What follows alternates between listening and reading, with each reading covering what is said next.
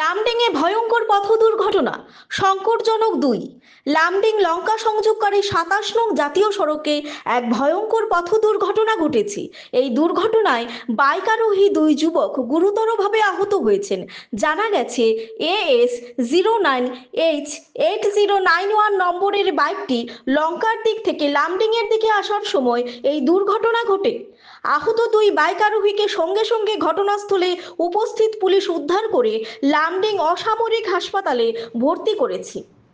আহতদের মধ্যে একজনের নাম রাজু দত্ত, দুজনেরই বাড়ি লঙ্কাতে বলে জানা গিয়েছে।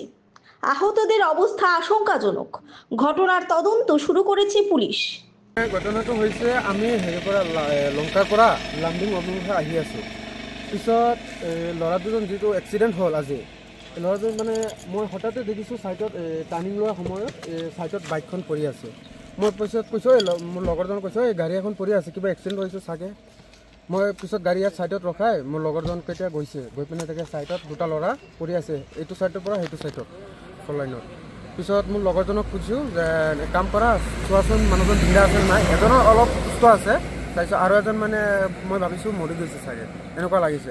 পিছত মানে মানুহ আৰু কেইজনমান ৰখিছে, মই কৈছোঁ যে দাদা মানুহজনক ধৰক, গৈ পিনে ছাইডত আনি ৰখাই দিয়ক।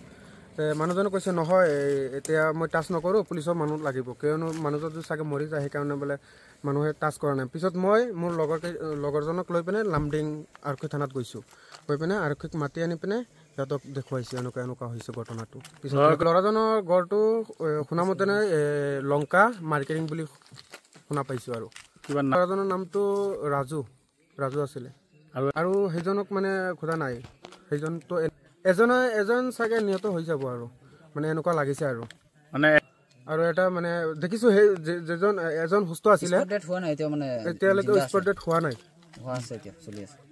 এতিয়া শ্বাসটো লৈয়ে আছে। মানে আমি দেখি পিনে লগৰ হেৰি আৰক্ষীক মাতিবলৈ গৈছিলোঁ।